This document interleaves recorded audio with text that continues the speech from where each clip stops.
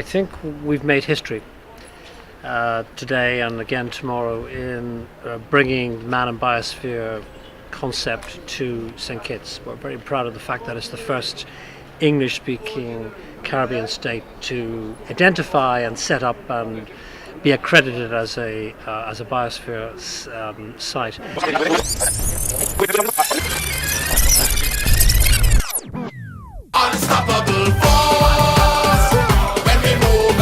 It actually borders our man and biosphere area, Mayfoots.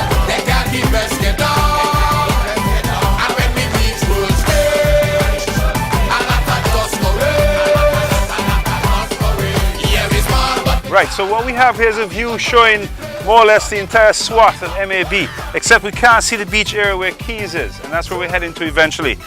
Basically, this is an area that was once heavily cultivated in sugarcane for actually something like 400 years. And so those open fields down there testify to that, long history of planting sugarcane. Just because you can't work together, no. I wanna hear you shout it. Will you stand for any low like little gangster?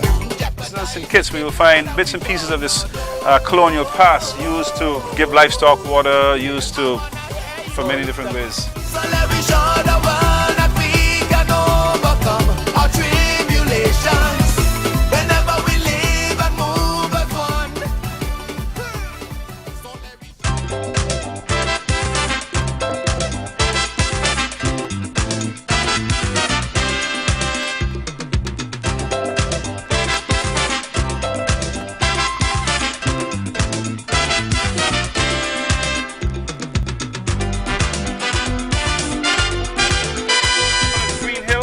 It's an interesting part of the man and the biosphere area because it's the only estate on St. Kitts, sugar estate, that is owned by a black family who were the Lamberts, and they used to live here. That's where the factory was as well. But then too, let's not forget, this was a bread basket of the freed people of St. Kitts for many years. It's also, according to Mr. Caesar, where the Maroons used to be at one time. So when St. Kitts was split between the French and English, the French had this end, English had the middle bit, and the French had the other end. So the two ends of the island were given to the French, with English taking the middle bit. And so the boundary actually ran through this valley below us here. And Mr. Caesar, maybe you could take it from there. I was told that little area is called Congo Town. You can see the map. And in the early 1800s, when this first owner was around, there was some Maroons living at that point. So according to the map, we have two spots in Keon where the Maroons was at. So we hope that in some time to come we will have that area clean and presented for one to be there in some history to come. But Green Hill in itself was always a people's farm. Yeah? When everybody else had been controlled by the Booker, Green Hill owners will give the people rights to plant.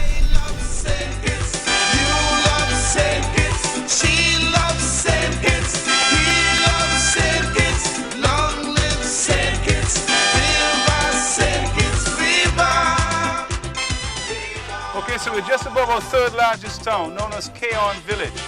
And in Keon there's a very interesting church, St. Mary's Anglican Church, you can see down below there. It has a very strong Masonic influence. When you're going through the front doors, masonry symbology is all over the church, strangely in their sound. It's also said to have been one of the churches where the vicar was once a guy called James Ramsey. So James Ramsey came to St. Kitts in 1762 as a slave ship doctor, had an accident in Bastille Harbour that had him change his entire life to the point where he became an Anglican minister.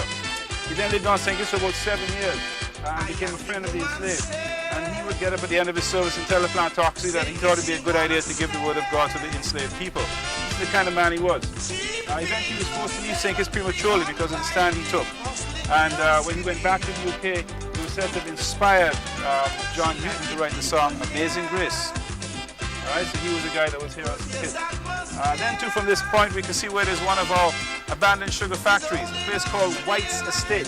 And if you look carefully, there's a windmill up there next to the chimney stack.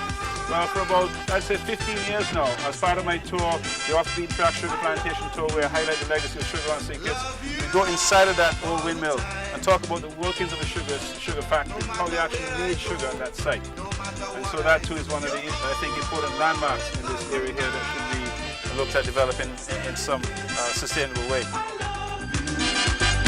Love you as my own. You are so dear to me.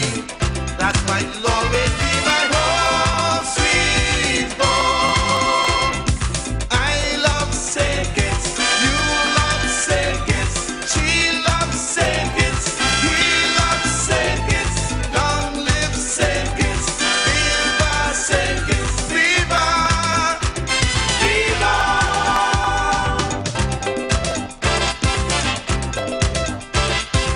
Man of the Biosphere Reserve. I think it's a wonderful idea, and I'm hoping that what we do in St. Kitts will be spreading to the other islands. And this area in the cotton ginnery is special to me. I came here years and years ago when there was bales of cotton laying around and a lot more machinery and everything, and it was, I love exploring, so fantastic place to be. Amazed. Wow, a lot has been left back here. I don't know how old it is, but there's a lot that can be done to preserve so that the people can come and visit. They have a museum right there on the entire production of sugar. I was amazed. I'm like a giddy child right now, just taking pictures, and it's nice to see how far St. Kitts is coming in getting this preserved, getting all this area up here. It's a vast area, and on St. Martin we're just in the infancy stage, so it's good to see the steps to get here so that we can start to do what we have to do. Now everybody say it when we say SK sweet, yeah, sweet SK. Catch me chilling out in SK, we're the best band. You don't know I say it's just free. Being greeted by the Kittitian smile makes me proud to be a Kittitian child. Catch me chilling out in SK, we're the best band. You don't know I say it's just free. Being greeted by the Kittitian smile makes me proud to be a Kittitian child. Had the same kid's mom and the same kid's father. Home sweet home, the place where I'll father my SK son and my SK daughter.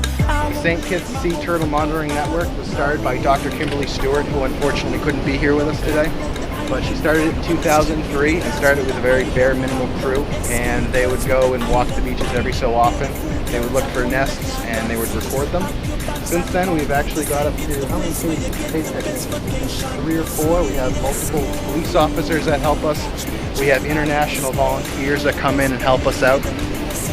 And with all of that support of a very successful NGO with a very successful head advocate at the helm, we can actually really get an idea of the number of turtles that are coming up on St. Kitts and help preserve them, and conserve them, and protect the area.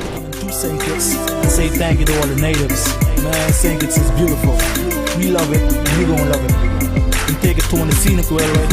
See the island. You know what I mean? Beautiful places, beautiful faces, beautiful smiles. St. Kitts, that's where we come from. That's where we live, that's what we represent. And we're proud to having everybody that's coming to St. Kitts. Enjoy. Love you. Catch me chilling out in SK, we're the best band.